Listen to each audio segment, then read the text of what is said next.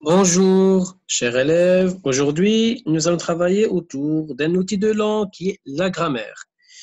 Le titre de la leçon d'aujourd'hui, c'est les compléments d'objets COD, COI, COS. Sachant bien qu'il y a à peu près 10 jours, je t'ai envoyé le document en PDF, c'est-à-dire en format papier. Mais aujourd'hui, tu vas suivre avec moi sur écran avec un accompagnement d'explication en audio. Passons maintenant au texte support. Bien sûr, comme d'habitude, nous allons avoir un texte de travail duquel on peut faire ressortir notre objectif de la leçon, qui est de découvrir les trois types de compléments qui sont le COD, le COI et le COS.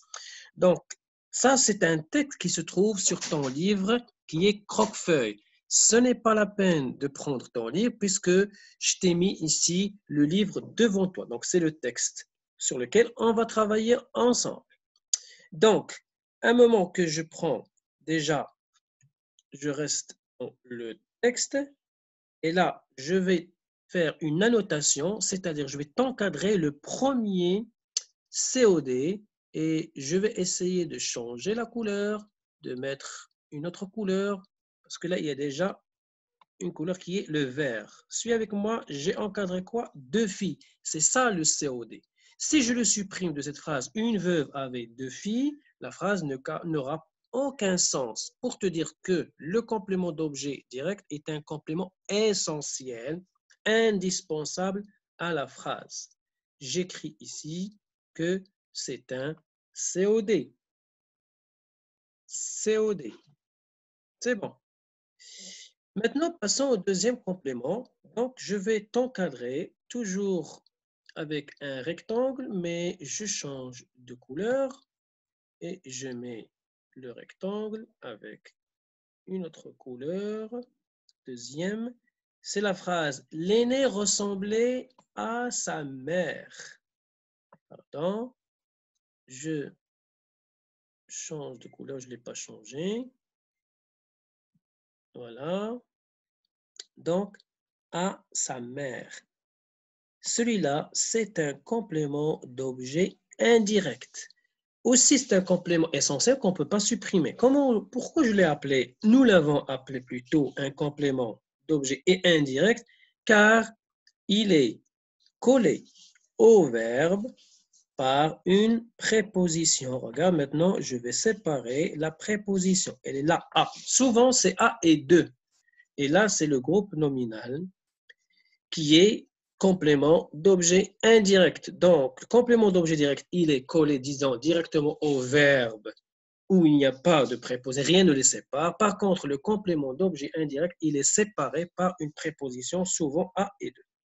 Alors maintenant, au troisième type de complément, qui est le complément d'objet second. Je vais te dire que le complément d'objet second que je vais encadrer ici, donc on va choisir cette phrase, elle obligeait sa cadette à travailler.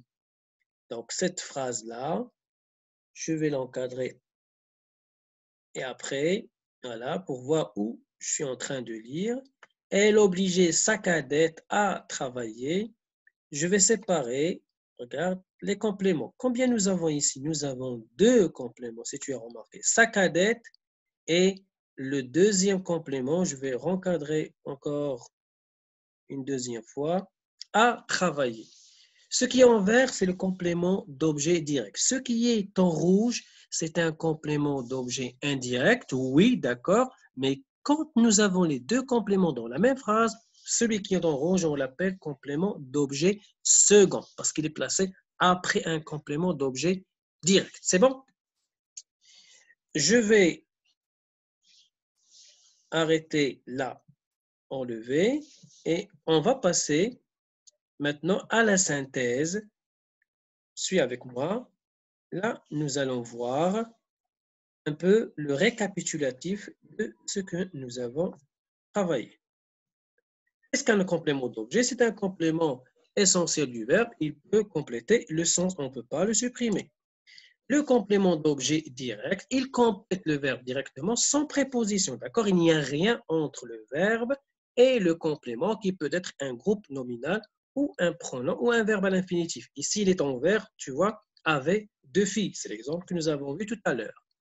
Le COI, qui est un complément d'objet indirect, qui est lié indirectement au verbe avec les prépositions à et de, souvent les plus utilisées. L'aîné ressemblait à qui? À sa mère. Donc, à, c'est la préposition qui sépare.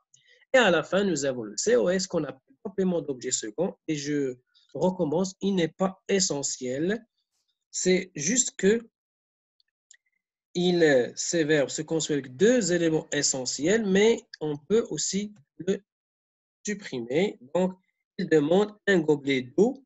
On peut supprimer à la cadette. Donc, il n'est pas tout à fait essentiel, mais c'est parce qu'il vient à deuxième position après ce qui est en bleu, qui est un COD, on ne l'appelle pas un COI, complément d'objet indirect, mais un complément d'objet second. Elle demanda un gobelet, point. Ça peut être une phrase complète, mais on peut ajouter à la cadette. Bien, merci pour ton attention.